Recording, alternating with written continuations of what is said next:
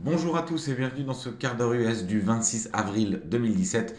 Je suis Lucas Roudeluse pour CMC Markets.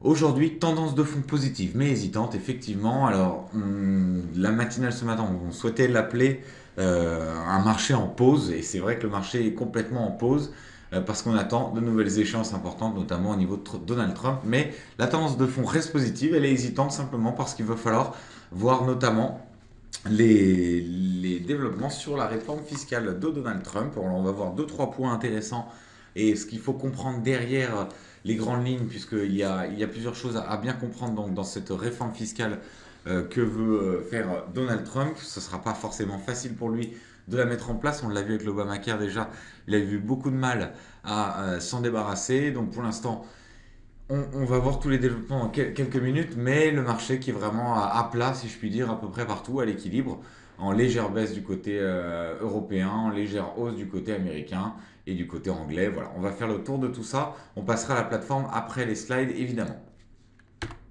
L'avertissement sur les risques, comme d'habitude, donc sur les transactions de CFD, qui sont des produits dérivés complexes avec un effet de levier. Donc nous vous invitons à la plus grande prudence, évidemment, sur ces produits, notamment avec un money management assez strict.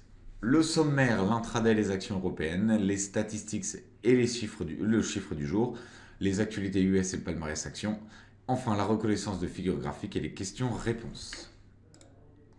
Dans les mouvements intraday, donc on a un CAC 40 qui se stabilise toujours autour des 5280 points, il est pile dessus à l'heure actuelle, avec un support à 5255 points. Difficile de bien donner une résistance autre que 5300 qui est à 20 points donc de la valeur actuelle du CAC 40, simplement parce que les 5300 c'est symbolique, tout comme le sont les 5000 points. Donc on va surveiller ça avec la plus grande attention, puisque avec des bonnes nouvelles, on pourrait avoir un marché qui décolle encore et qui donc va chercher ces 5003, à voir comment les investisseurs réagissent autour de ces 5300 points. Le DAX, lui, qui se situe toujours dans son canal haussier, on verra sur le graphique, et qui travaille une résistance donc à 12 517 points. C'est 40-50 points au-dessus de là où nous sommes à l'heure actuelle, mais c'est facilement atteignable avec le DAX. Donc on va surveiller ça aussi aujourd'hui.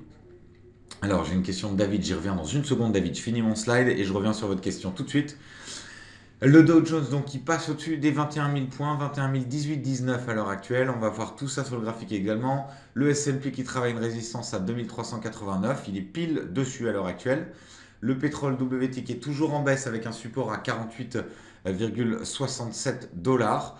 On est à 48,75, donc on va surveiller ça puisque le pétrole, c'est la question de David justement. Que va-t-il se passer avec les stocks qui sont donnés cet après-midi? Donc je vais vous donner une ou deux informations par rapport à ça. Le dollar index qui dépasse les 99 points, il est pile dessus là aussi. Donc alors pour vous donner une idée, cette émission forcément je la prépare avec plusieurs minutes d'avance, au moins une bonne demi-heure, et donc vous voyez que ces niveaux se vérifient. Pour l'instant le marché est vraiment à plat. L'or qui continue à consolider et qui trouve un support à 1261, il a rebondi un petit peu depuis à 1263. L'or qui pourrait être un petit peu recherché en attente des stocks de pétrole et de la réforme fiscale. Mais voilà, les valeurs refuges, on le sait, qui étaient moins recherchées. Donc les valeurs refuges, pour rappel, l'or, le yen, qui sont moins recherchés ces derniers jours, puisqu'on a un retour de l'appétit pour le risque. Enfin, la paire euro-dollar qui consolide en dessous des 1,09 en 1,08, 86, 86, 7. Voilà, on consolide très légèrement, 1,036% de baisse.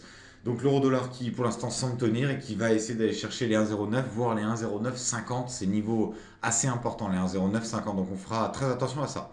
Dans les meilleures et moins bonnes performances de l'Eurostock 50, on avait Vivendi, LVMH, Air Liquide, RWE, Orange. Et dans les moins bonnes, Telefonica, AXA, Assurance Générale en Italie, Intesa San Paolo, et BNP Paribas, donc des assurances et bancaires. C'est normal, sur les bancaires, un peu de correction, des prises de profit. Sur les marchés, c'est un petit peu la même situation, on a des prises de profit. Donc, et sur l'or également, qui était descendu, et donc pas mal de prises de profit qui peuvent faire remonter un petit peu l'or. Voilà, c'est un marché assez calme. Les investisseurs se mettent sur leur portefeuille à sécuriser leurs gains ou sortir de leur position. Le but étant, avant la prochaine échéance importante, donc on va avoir Donald Trump qui nous dévoile son plan de réforme fiscale. On va avoir également le live BCE demain, que j'animerai donc dès demain 13h45 pour qu'on puisse ensemble suivre les évolutions. Alors sur la BCE, on n'attend pas grand-chose. On va voir ça également, mais ça sera important de suivre quand même le discours de Mario Draghi et de voir un petit peu ce qu'il se dit, notamment sur voilà, le discours, c'est le plus important tout simplement parce que c'est là qu'il annonce un petit peu le point de vue de la BCE sur les conditions actuelles et qu'est-ce qu'il pourrait faire. Très honnêtement, on n'attend pas un changement de taux, on n'attend pas non plus un gros changement de politique monétaire, mais on veut voir ce qu'il nous raconte. Alors, David me demandait, bonjour, les chiffres du pétrole d'aujourd'hui signifient-ils une baisse ou une hausse des stocks? Alors, les chiffres, on va les regarder ensemble tout de suite. Je vais vous mettre la plateforme avant de passer au slide suivant. Comme ça, ce sera clair pour tout le monde. Donc, les chiffres du pétrole. On attend aujourd'hui, alors je les ai mis à gauche, vous voyez avec le compte à rebours, stock de crude oil, moins 1,7 million, alors qu'on avait eu moins 1,03 million. Ce qui veut dire une réduction des stocks de pétrole. Hein. On a encore moins de pétrole, encore moins de barils qu'avant. On a une réduction. Avant, on réduisait de 1,03 million. Maintenant, on va réduire de 1,7 million. La question, c'est est-ce que vraiment c'est ce chiffre-là qui va tomber? Est-ce que si par exemple ils nous disent moins 800 000, et ça veut dire qu'on réduit, mais moins que prévu? Donc ça va être très important. L'idée, c'est également de voir juste ce que j'ai mis juste au-dessus, c'est les stocks d'essence. Parce que précédemment, vous pouvez le voir, on avait 1,54 million. Et ça avait été la grosse surprise du chiffre ce qui avait fait vraiment envoyer le pétrole plus bas, qui avait fait que le pétrole donc se tradait à des niveaux beaucoup plus bas et était venu vers en dessous des 50 dollars. C'est simplement parce que avec une abondance de stocks d'essence aux États-Unis, on en était arrivé à la conclusion que s'il y avait des stocks d'essence, alors il y avait moins de demande. S'il y avait moins de demande, alors on recherchait moins le pétrole et donc le pétrole valait moins cher. D'accord? Donc très important, c'est pour ça que même si vous avez faible impact signalé ici, je vous ai mis cette valeur de stock d'essence très importante à regarder parce que c'est elle qui avait fait bouger la semaine dernière le marché. Si on regarde mercredi dernier, d'accord, donc on va y aller tout de suite, mercredi 19 avril, stock d'essence, on les attendait à moins 2 millions. Rendez-vous compte, on a plus 1,54 millions. C'est presque 4 millions de différence en tout. 3,5 millions de différence en tout. Donc, ça va être un vrai impact sur le marché. Et puisqu'on est sur la plateforme, on va en profiter. Donc, mercredi 19 avril, on va regarder tout de suite le graphique du pétrole. Et donc, on va se mettre un petit peu plus large. Voilà. 30 minutes. Le 19 avril, comme par hasard, c'est ici. Vous voyez? Donc, on avait eu les stocks à 16h30 comme d'habitude. Donc, 16h30, c'est là où vous avez ma souris. D'accord? Cette première mèche rouge. Et derrière, boum, vous avez le pétrole qui perd et qui continue à perdre. Par contre, on a identifié un niveau sur lequel on peut identifier peut-être un support. Alors, vous me dites, donc là, on peut parler d'une conso importante aux US. Absolument.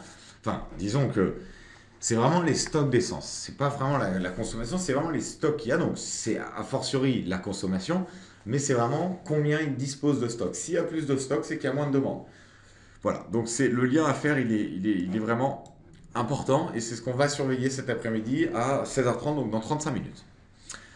Voilà pour ce petit tour pétrole qu'on va revoir dans quelques minutes. Alors les statistiques, on a eu l'indice de confiance des consommateurs en France à 100 comme attendu. Le total des ventes au détail au Canada à moins 0,6% contre moins 0,1% attendu. Pas de gros changements ici, c'est pas un chiffre majeur, c'est un chiffre important, mais qui n'a pas fait tellement bouger le marché. Et on a donc cet après-midi, on l'a vu, rapport hebdomadaire des stocks de crude oil et d'essence aux États-Unis à 16h30. Le chiffre du jour, c'est 15%, car Donald Trump souhaite faire passer le taux d'imposition des entreprises de 35% à 15%. Alors, c'est effectivement un point important, très important, parce que c'est une des réformes, c'est une des mesures que veut prendre Donald Trump pour stimuler l'économie. Parce qu'en réalité, on sait bien, si vous avez des entreprises avec un taux d'imposition à 15%, forcément, vous allez normalement stimuler votre économie et ça pourra avoir un impact très positif. Par contre, d'après un rapport qui a été donné, le coût d'un taux d'imposition à 15% serait de 2000 milliards de dollars sur 10 ans. Parce qu'aux États-Unis, quand ils font des projections, ils font toujours des projections sur 10 ans, contrairement à la France où on voit plus sur moins de temps, on voit un horizon moins large. Et donc ces 2000 milliards de dollars, ils peuvent coûter cher donc, dans le budget américain. Et c'est là qu'on va voir comment est-ce que le Congrès est prêt à voter donc, un taux d'imposition à 15%. Et quelle compensation ils attendent? Parce qu'on sait qu'ils avaient, à un moment, Donald Trump avait évoqué dans son mandat la Tax Border Adjustment, c'est-à-dire une taxe aux importations et l'exemption de taxes aux exportations. Mais c'est pas sûr qu'ils acceptent et pour l'instant, Donald Trump semble avoir oublié cette idée. Également, l'Obamacare, le fait de se débarrasser de l'Obamacare, normalement, libérer du budget pour les États-Unis, ce qui n'est pas le cas puisqu'il n'a pas réussi pour l'instant. Donc on va voir un petit peu comment ça se passe. Donc on va vraiment suivre avec attention les développements au niveau US et au niveau de Donald Trump pour voir qu'est-ce qu'il pourra, qu'est-ce qu'il ne pourra pas faire. En tout cas, ça pourrait être ça pourrait être un signal très positif pour le marché. Et c'est pour ça que le marché a tendance pour l'instant à rester en pause, pas vraiment consolidé en baisse, mais plutôt légère hausse, et attend avec impatience ce rapport de Donald Trump. De plus, il y a des stocks de pétrole, donc on va faire très attention à ça. Alors j'espère que c'est clair pour tout le monde, simplement, hein, tous ces points qu'on a vus ensemble. Si ça ne l'est pas, je vous rappelle qu'il y a toujours ce chat et ces questions-réponses sur lesquelles vous pouvez mettre vos remarques. Dans l'actualité US, c'est les palmarès actions. Donc on a Boeing qui a annoncé un bénéfice trimestriel en hausse de 19% à 1,45 milliards de dollars, qui confirme également son objectif 2017 de livraison dans le segment de l'aviation civile. PepsiCo qui a fait état d'un chiffre d'affaires supérieur aux attentes à 12,05 milliards pour le premier trimestre, grâce à la demande pour ses produits les moins caloriques et à la poursuite des efforts de maîtrise des coûts. Texas Instruments, donc, qui a fait état mardi d'un chiffre d'affaires trimestriel en hausse de 13,1% à 3,4 milliards de dollars, plus marqué que prévu, porté par la demande de ses clients de l'industrie et de l'automobile en particulier. Et enfin, KKR a annoncé mercredi le rachat avec Japan Industrial Partners de la division d'équipements électroniques de Hitachi pour 2,3 milliards de dollars. Donc ce qu'on peut voir un petit peu dans ces actions, et c'est ce qu'on dit depuis plusieurs sessions, les fondamentaux sont bons, c'est-à-dire vous avez une reprise, vous avez des bonnes croissances, vous avez des PMI, des confiances des consommateurs, des confiances des entreprises, tout ça est en train de vraiment taper des records, aller au plus haut. Donc la tendance de fond, elle est positive. Ce qui est extrêmement encourageant, c'est la microéconomie, c'est-à-dire les entreprises qui donc redonnent des chiffres très bons jusque-là, puisque pour rappel, on avait sur le S&P à lundi, nous avions 77% des entreprises qui avaient donné leurs résultats, qui avaient battu les estimations. Donc la tendance de fond, elle reste vraiment positive. On va devoir suivre Donald Trump, évidemment. Dans les meilleures moins bonnes performances du S&P hier soir à la clôture, on avait Caterpillar et Netflix et McDonald's, donc dans les plus connus du côté des meilleures performances, et Ryder Systems, T-Rowe et Laboratory Corp of America du côté des moins bonnes performances. Donc voilà, c'est toujours bon à voir. Vous voyez que les variations sont beaucoup plus importantes sur les actions américaines. Voilà, marché qui peut rapporter, qui peut amener de belles opportunités en tout cas. Alors, sur la reconnaissance de figures graphiques, avant de passer sur les graphiques en eux-mêmes, on a pris donc l'évolution du CFD à risque limité sur le pound dollar en données 15 minutes. Alors, le pound dollar, il est actuellement à 1,2824.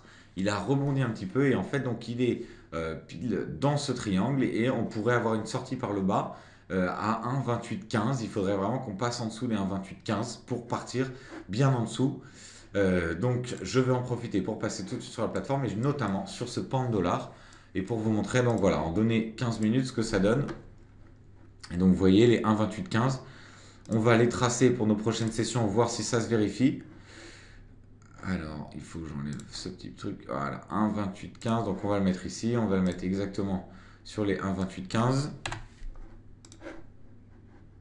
Le voilà.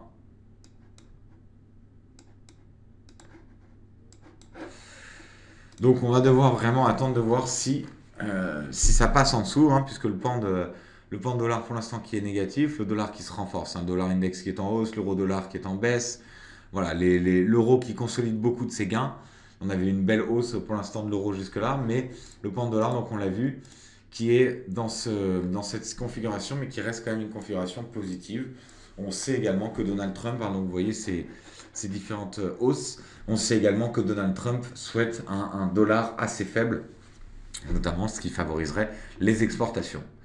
Alors pour faire un tour sur les marchés, donc le CAC 40 qui est en train de légèrement se reprendre. Alors sur un graphique en 10 minutes, on va voir tout de suite qu'on est dans un vrai range et qu'on est tout près des 5300 points. Les 5250, ça va être notre support si jamais on devait repartir à la baisse. On pourrait parler d'un rebond ou d'une baisse un peu plus prononcée au-dessus des 5255. Et on a donc ces 5300 qui sont tout à fait atteignables. Le DAX, lui, est complètement à l'équilibre, mais je vous disais qu'il reste dans son canal haussier. parce qu'effectivement, le voilà ce canal. Donc après la grande mèche de lundi, le grand gap de lundi, on a donc toujours ce canal haussier sur le DAX et qui va pour l'instant être confirmé. Donc tendance de fond vraiment positive sur ce DAX. À plus court terme, si on devait regarder un petit peu ce qui se passe, voilà, on pourrait définir peut-être des supports à 12 442, 445 points et une résistance donc autour des 12 490 points, un petit peu en dessous.